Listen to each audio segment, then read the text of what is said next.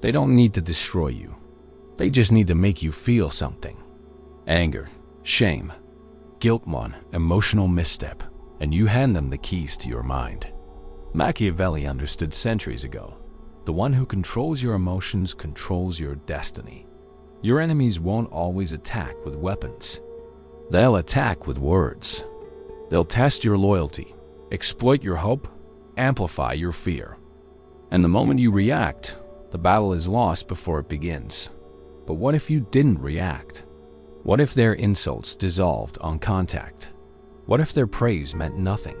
What if your silence created more fear than your rage ever could? That is what it means to become emotionally dangerous. Not numb, but unreadable. Not heartless, but immune. The world cannot play you when it cannot read you.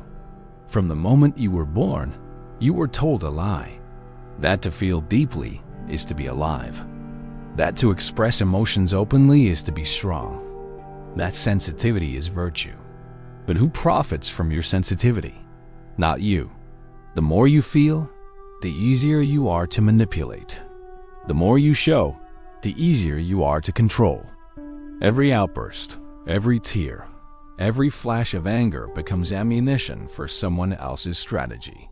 Machiavelli would have laughed at this modern cult of vulnerability. He knew the truth. Emotions are not gifts, they are weapons. And like all weapons, they can be used against you if you leave them exposed. The man who cannot control his emotions is not free. He's a puppet with strings tied to every smile, every insult, every betrayal.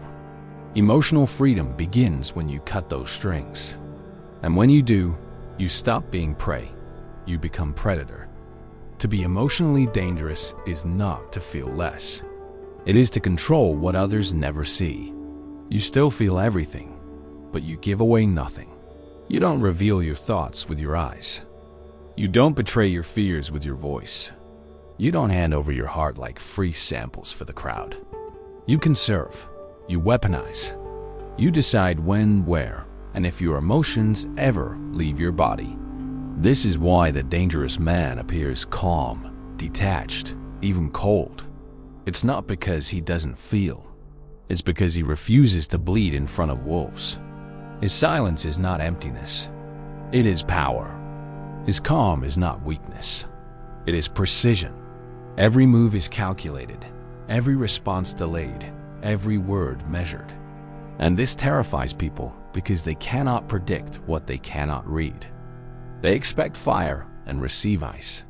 They expect an argument and receive silence.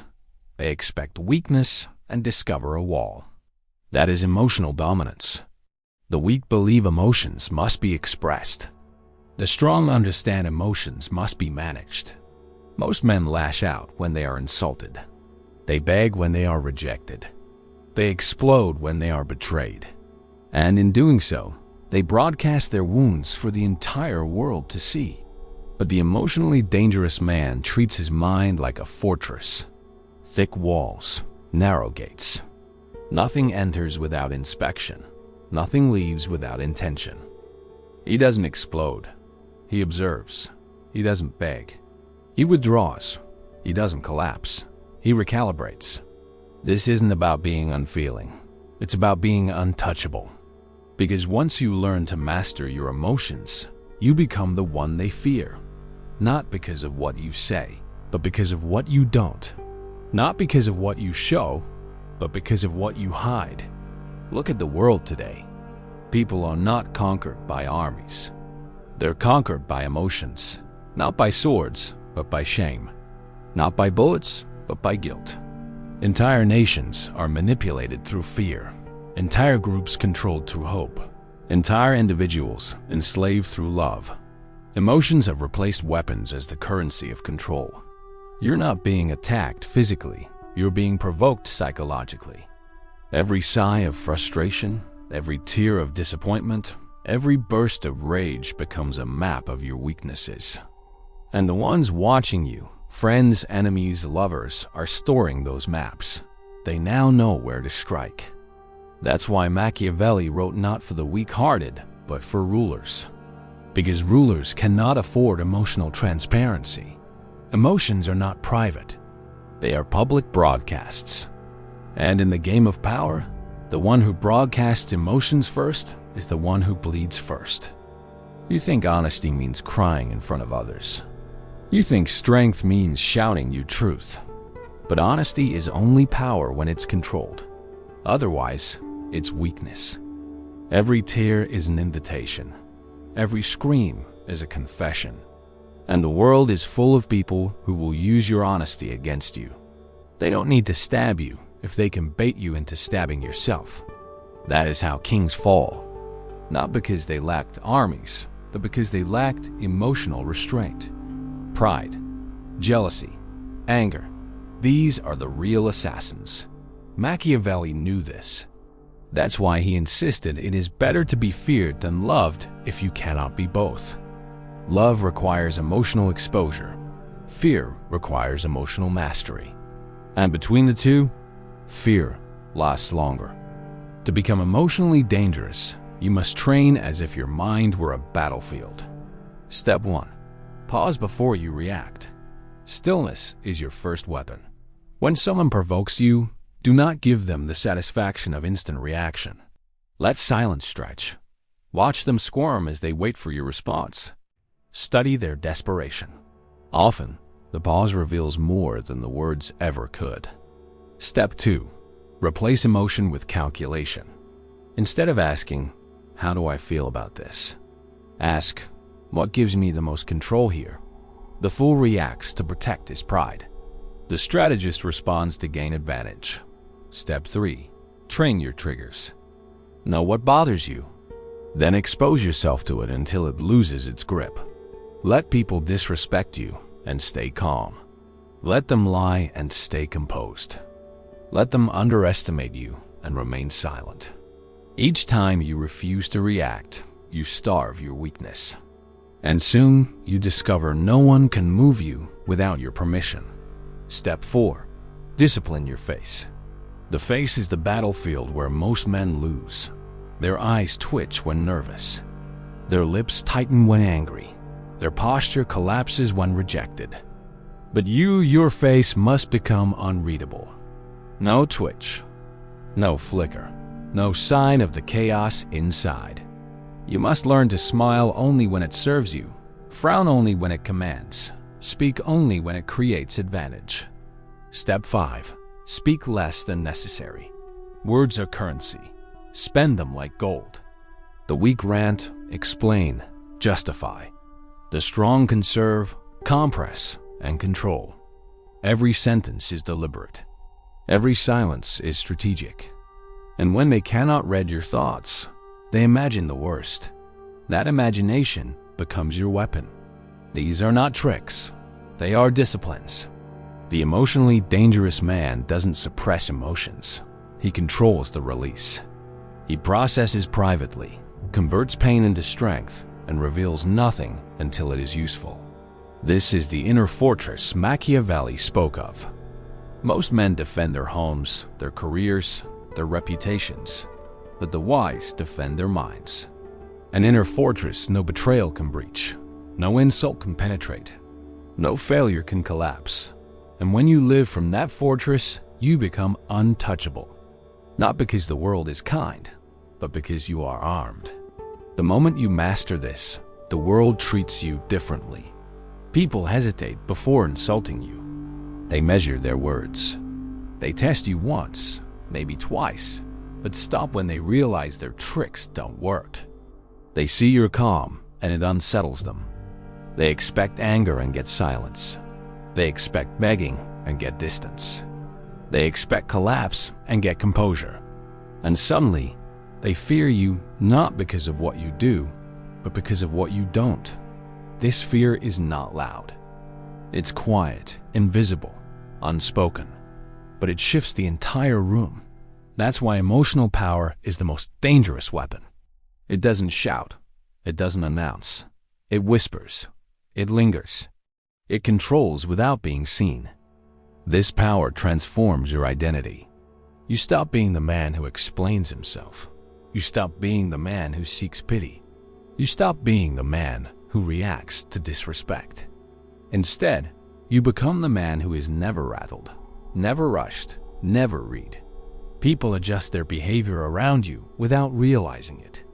They respect your silence more than they ever respected your words. They treat you as if you were unpredictable, because you are. And unpredictability is the ultimate shield. Once you embody this, you no longer need validation. You no longer need applause. You no longer need to be understood. You've killed your dependence on external approval. And in that death, you've been reborn as dangerous. But danger requires maintenance.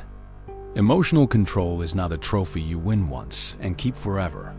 It's a discipline, daily awareness, daily restraint, daily refusal. Because the world will keep testing you. People will insult you just to see if you flinch. They'll lie to see if you beg for truth. They'll ignore you to see if you break your silence. And every time you react like the average man, you give them power. But every time you refuse, you take it back. This is why Machiavelli insisted preparation is greater than luck. The wise man does at once what the fool does finally. You must prepare daily. Train your silence daily. Harden your face daily. Guard your emotions daily. That is the cost of power. And it is worth it. Detachment is the final stage. You don't stop caring. You stop attaching your peace to things beyond your control. You don't expect loyalty. You anticipate betrayal. You don't expect honesty. You anticipate deception. You don't expect understanding. You anticipate misinterpretation. And when it happens, you don't collapse. You nod. You already knew. And because you already knew, you remain unmoved. That is what it means to be emotionally dangerous. Not to erase your humanity, but to shield it. Not to be heartless, but to be unreachable. You are no longer a man who gets moved. You are the man who moves others. And when you master this, you stop being a player in their games. You become the game they cannot win. So remember this. The world does not need to destroy you. It only needs to make you feel. But if you train yourself to feel privately and respond strategically, you become immune. Your silence becomes their fear. Your calm becomes their confusion. Your indifference becomes their defeat. That is how you win without fighting. That is how you dominate without raising your voice. That is how you become emotionally dangerous. Stay sharp. Stay cold. Stay unreadable. And never let them see you bleed. But understand this emotional danger is not a performance. It is not a mask you wear only when people are watching. It is a permanent state. A weapon forged through repetition until it fuses with your identity. If you try to fake it, the cracks will show. If you put on the mask but don't master the discipline, someone sharper will see through you. They will press until the mask slips and the chaos inside spills out. That is why this path is not for everyone. It demands a complete transformation. You cannot pretend to be unreadable. You must become unreadable. You cannot pretend to be cold. You must harden yourself until coldness is your nature. Pretenders are exposed. The disciplined are untouchable. Think of history's rulers. The ones who lasted were not those who shouted the loudest or wept the hardest. They were the ones who could sit through storms without twitching. They could lose battles without breaking. They could face betrayal without begging. Even when the ground shook, their faces remained stone. That stone unsettles the enemy more than armies ever could. Because when you look at a man who refuses to show fear, you begin to imagine that he has none. And imagination magnifies power far more than truth ever will. The danger is not in what you display, but in what they project.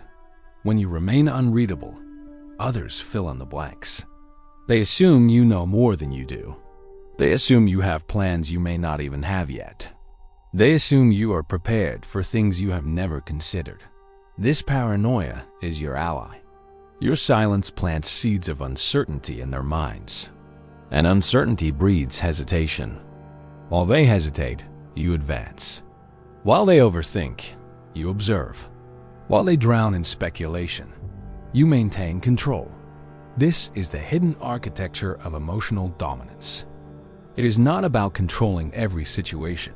It is about controlling yourself so completely that others lose control around you. You are not loud, yet they hear you everywhere. You are not expressive, yet they feel your presence. You are not aggressive, yet they move around you carefully. It is the paradox of power. The less you give, the more they imagine. The more they imagine, the more they fear. And fear is the purest currency of survival. But there is another layer: relationships. Lovers, friends, allies. They will test you the most because they believe they have earned access to your emotions. They will demand your tears as proof of love, your rage as proof of loyalty, your vulnerability as proof of trust. This is the most dangerous trap of all, because once they have access, they have leverage. Once they know which buttons to press, they own you. Machiavelli warned rulers about this centuries ago. Intimacy can be a weapon disguised as love. Betrayal almost always comes from those closest. The stranger cannot hurt you deeply. The trusted one can. That is why your discipline must extend even into intimacy. Give affection, but never surrender control. Share, but never reveal your entire map. Love, but remain sovereign. Because the moment you collapse emotionally in someone's hands, you have handed them the dagger with which they will one day cut you. Do not confuse this with isolation. The emotionally dangerous man is not a hermit. He is engaged, charismatic, even charming when it suits him. But behind the charm lies a wall. Behind the smile lies calculation. Behind the warmth lies steel. He's never fully owned, never fully captured, never fully read. He belongs only to himself. That is why he becomes magnetic. People are drawn to mystery more than they are drawn to clarity. And your mystery is born from emotional restraint. Think of how easily the masses are moved. Politicians sway them with speeches. Influencers sway them with fake tears. Leaders sway them with promises of hope. Entire populations bend, not because they were beaten, but because they were emotionally baited. If whole nations can be controlled this way, what chance does the average individual have if he never learns restraint? None. He is doomed to live as a puppet. That is why the choice to master your emotions is not just personal, it is political. It decides whether you live as sovereign or slave. The weak say, "I am just being human." But what is humanity without control?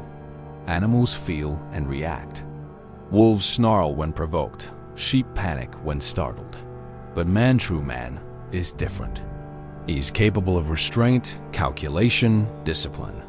Without it, he is no different from the animals he claims dominion over. Power belongs to those who elevate above instinct. And the elevation is purchased through emotional mastery. This is where the final transformation occurs. Indifference. Indifference is not apathy. Apathy is weakness. It is the inability to care. Indifference is strength. It is the refusal to be ruled by caring. When you master indifference, rejection does not shatter you. Betrayal does not break you. Loss does not enslave you. You see events for what they are: moves in a larger game. You neither cling to victories nor collapse in defeats. You remain steady, and because of that steadiness, you rise while others fall. The world will never stop trying to provoke you.